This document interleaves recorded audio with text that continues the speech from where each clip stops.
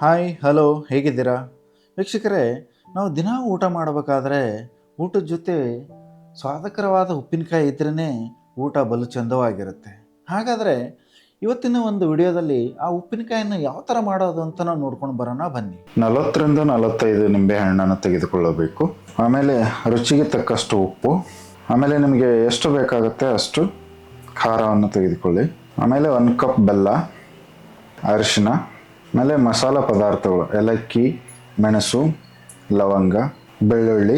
ನಾವು ಮೊದಲು ಏನು ಮಾಡಬೇಕು ಅಂದರೆ ನಿಂಬೆಹಣ್ಣನ್ನು ಕ್ಲೀನಾಗಿ ತೊಳೆದುಕೊಳ್ಳಬೇಕು. ಈ ಥರ ನೀರು ಹಾಕಿ ಕ್ಲೀನ್ ಮಾಡ್ಕೊಂಡಿಲ್ಲ ಅಂದರೆ ಉಪ್ಪಿನಕಾಯಿ ಕೆಡುವ ಸಾಧ್ಯತೆಗಳಿರುತ್ತೆ.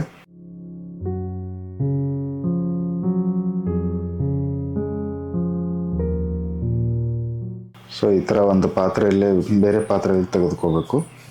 ಈಗ ಬೇರೆ ಪಾತ್ರೆಯನ್ನು ತೆಗೆದುಕೊಂಡು ಅದರಲ್ಲಿ ಎಲ್ಲ ನೀರು ಅಂಟ್ಕೊಂಡಿರುತ್ತಲ್ಲ ಅದನ್ನೆಲ್ಲ ಕ್ಲೀನಾಗಿ ಬಟ್ಟೆಯಿಂದ ಒರೆಸ್ಕೋಬೇಕು.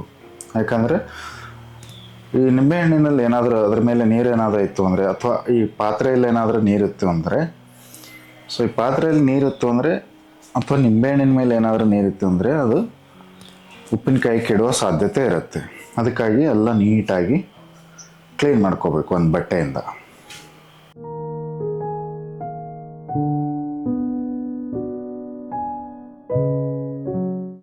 ಇವಾಗೆಲ್ಲ ನಿಂಬೆಹಣ್ಣು ನೀಟಾಗಿ ಕ್ಲೀನ್ ಮಾಡ್ಕೊಂಡಿದೆ, ಯಾವುದೇ ರೀತಿ ನೀರು ಅಂಟ್ಕೊಂಡಿಲ್ಲ, ಏನೂ ಇಲ್ಲ.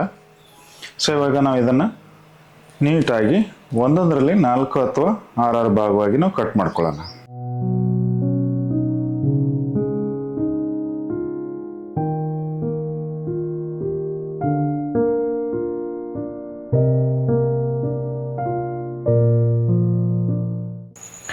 ಈ ಥರ ಒಂದು ನಿಂಬೆಹಣ್ಣಲ್ಲಿ 4 ಭಾಗ ಅಥವಾ 6 ಭಾಗವಾಗಿ ಮಾಡ್ಕೋಬೋದು. ನಿಮ್ಗೆ ಯಾವ ಥರ ಪೀಸ್ ಬೇಕು ಆ ಥರ ನೀವು ಕಟ್ ಮಾಡ್ಕೊಳ್ಳಿ.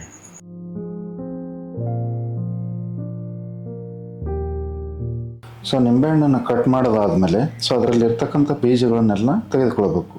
ಈ ನಿಂಬೆಹಣ್ಣಿನ ಬೀಜಗಳಿದ್ರೆ ಉಪ್ಪಿನಕಾಯಿ ಸ್ವಲ್ಪ ಕೈ ಹತ್ತೋ ಚಾನ್ಸಸ್ ತುಂಬ ಇರುತ್ತೆ. ಅದಕ್ಕೆ ಎಲ್ಲ ನೀಟಾಗಿ ಎಲ್ಲ ತೆಗೆದುಕೊಳ್ಬೇಕು. ಇವಾಗ ನಿಂಬೆಹಣ್ಣಲ್ಲೇ ಇರ್ತಕ್ಕಂಥ ಎಲ್ಲ ಬೀಜವನ್ನೆಲ್ಲ ತೆಗೆದುಕೊಂಡಾಗಿದೆ. ಇದು ನೋಡಿ, ಎಲ್ಲ ಬೀಜವನ್ನೆಲ್ಲ ಕಡೆಗೆ ಮಾಡಿದ್ದೀವಿ. ನಿಂಬೆಹಣ್ಣಿನಲ್ಲಿ ಈ ಉಪ್ಪನ್ನು ಎಲ್ಲ ನೀಟಾಗಿ ಉಪ್ಪನ್ನು ಮಿಕ್ಸ್ ಮಾಡ್ಕೋಬೇಕು. 1 ಕಪ್ ಉಪ್ಪು ತೆಗೆದುಕೊಂಡಿದ್ದೀವಲ್ಲ ಅದನ್ನೆಲ್ಲ ನೀಟಾಗಿ ಮಿಕ್ಸ್ ಮಾಡ್ಕೊಳ್ಳೋದು.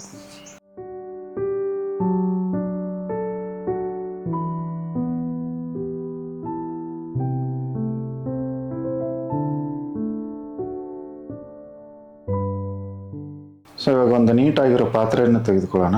ಅದರಲ್ಲೆಲ್ಲ ಈ ಕಟ್ ಮಾಡಿರೋ ನಿಂಬೆಹಣ್ಣೆಲ್ಲ ಹಾಕೊಳ್ಳೋಣ. ಈ ಪಾತ್ರೆಯಲ್ಲಿ ಕಟ್ ಮಾಡಿರೋ ಎಲ್ಲ ನಿಂಬೆಹಣ್ಣನ್ನು ಹಾಕ್ಕೊಂಡಿದ್ದೀವಿ. ಓಕೆ, ಈ ಪಾತ್ರೆಯನ್ನು ತೆಗೆದುಕೊಂಡು ನಾವು ನೀಟಾಗಿ ಸ್ಟವ್ ಮೇಲೆ ನಾವು ಇಡೋಣ. ಗ್ಯಾಸ್ ಮೇಲೆ ಇಟ್ಟು ಒಂದು 5-8 ನಿಮಿಷವರೆಗೂ ನಾವು ಬಾಯ್ಲ್ ಮಾಡಬೇಕು. ಲೋ ಫ್ಲೇಮಲ್ಲಿ ಬಾಯ್ಲ್ ಆಗಬೇಕು. ನಾವು ತೆಗೆದುಕೊಂಡಿರ್ತಕ್ಕಂಥ ಈ ಮಸಾಲ ಪದಾರ್ಥಗಳೇನಿದೆಯಲ್ಲ, ಈ 3 ಪದಾರ್ಥಗಳನ್ನು ಹಾಕ್ಕೊಂಡು ನಾವು ಕುಟ್ಕೋಬೋದು. ಇದನ್ನು ಮಿಕ್ಸಿಯಲ್ಲಿ ಗ್ರೈಂಡ್ ಮಾಡ್ಕೋಬೋದು, ಬಟ್ ಇವಾಗ ಸ್ವಲ್ಪ ಇದೆಯಲ್ವ, ಅದಕ್ಕೋಸ್ಕರ ನಾವು ಈ ಕಲ್ಲಲ್ಲಿ ಎಲ್ಲ ನೀಟಾಗಿ ಗ್ರೈಂಡಿಂಗ್ ಮಾಡ್ಕೋತಾ ಇದ್ದೀವಿ, ಎಲ್ಲ ಕೊಡ್ತಾ ಇದ್ದೀವಿ. ಅದನ್ನೆಲ್ಲ ನೀಟಾಗಿ ಸಣ್ಣ ಮಾಡ್ಕೋಬೋದು. ಸಣ್ಣ ಮಾಡ್ಕೊಂಡಷ್ಟು ಒಳ್ಳೆಯದು.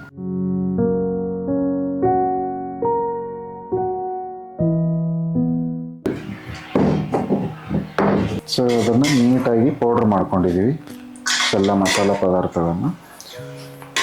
ಹಾಗೆ ಇದನ್ನು ಲೋ ಫ್ಲೇಮಲ್ಲಿ ನಾವೇನು ಬಾಯ್ಲ್ ಮಾಡ್ತಾ ಇದ್ದೀವಲ್ಲ, ಕುದಿಸ್ತಾ ಇದ್ದೀವಲ್ಲ, ಅದನ್ನು ಆವಾಗ ಸ್ವಲ್ಪ ಮಿಕ್ಸ್ ಮಾಡ್ಕೋಬೇಕು.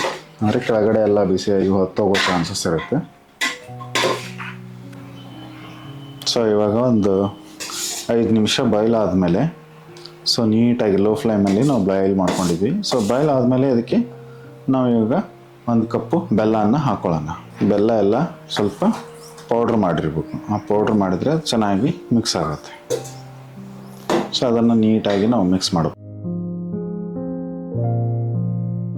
ಬೆಲ್ಲನ ಮಿಕ್ಸ್ ಮಾಡಿದ್ಮೇಲೆ ನಾವು ಮಸಾಲ ಪದಾರ್ಥ ಏನು ನಾವು ಪೌಡ್ರ್ ಮಾಡ್ಕೊಂಡಿದ್ದೀವಲ್ಲ, ಲವಂಗ, ಏಲಕ್ಕಿ, ಮೆಣಸು, ಇದೆಲ್ಲ ಪೌಡ್ರನ್ನು ನಾವು ಮಿಕ್ಸ್ ಮಾಡ್ಕೊಳ್ಳೋಣ.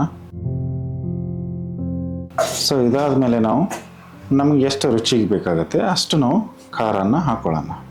ನಮಗೆ ಎಷ್ಟು ಬೇಕಾಗುತ್ತೆ, ನಿಮಗೆ ಸ್ಪೈಸಿ ತುಂಬ ಬೇಕು ಅಂದರೆ ತುಂಬ ಹಾಕ್ಕೊಳ್ಳಿ. ಸೊ ಇದರಲ್ಲಿ ನಾವು ಸ್ವಲ್ಪ ಹಸಿಮೆಣಸಿನ್ಕಾಯಿ ಸ್ವಲ್ಪ ಹಾಕ್ಕೊಂಡ್ರೂ ನಡೆಯುತ್ತೆ ಬೇಕನ್ನೋದು.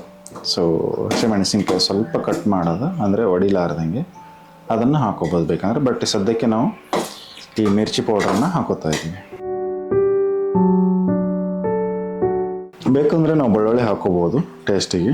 ಸೊ ಕೆಲವರು ಬೆಳ್ಳುಳ್ಳಿ ಹಾಕದೇನೂ ಮಾಡ್ತಾರೆ. ಸೊ ಸದ್ಯಕ್ಕೆ ನಾವು ಬೆಳ್ಳುಳ್ಳಿಯನ್ನು ಹಾಕೋತಾ ಇದ್ದೀವಿ. ಅರಿಶಿನ ಪೌಡ್ರನ್ನು ಹಾಕೊಳ್ಳೋಣ, ನಮ್ಮ ಕಲರಿಗೆ ಎಷ್ಟು ಬೇಕೋ ಅಷ್ಟು ಹಾಕ್ಕೊಳ್ಳೋಣ.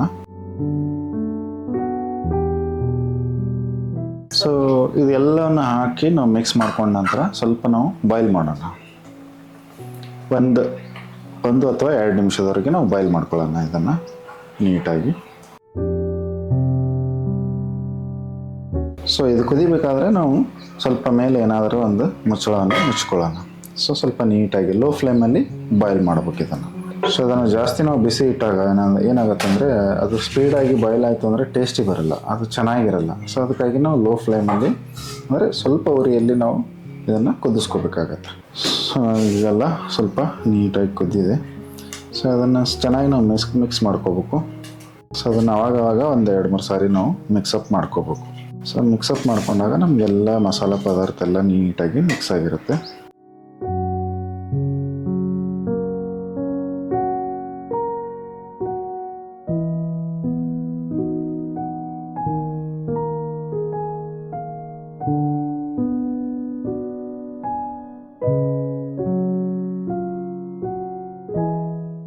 ಇವಾಗ ಲೋ ಫ್ಲೇಮಲ್ಲಿ ಬಾಯ್ಲ್ ಆದಮೇಲೆ ಅದನ್ನು ನಾವು ತೆಗೆದುಕೊಂಡು ಒಂದು ಪಾತ್ರೆಯಲ್ಲಿ ನಾವು ಹಾಕ್ಕೊಳ್ಳೋಣ. ಈಗ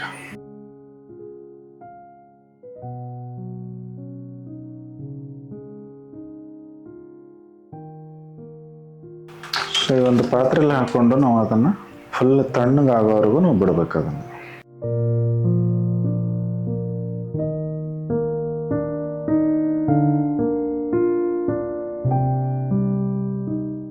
ಸೊ ಇದೆಲ್ಲ ಆದಮೇಲೆ ತಣ್ಣಗಾದಮೇಲೆ ನಾವು ಇದನ್ನು ಒಂದು ಬೆರಣಿಯಲ್ಲಿ ನಾವು ಹಾಕ್ಕೊಳ್ಳೋಣ.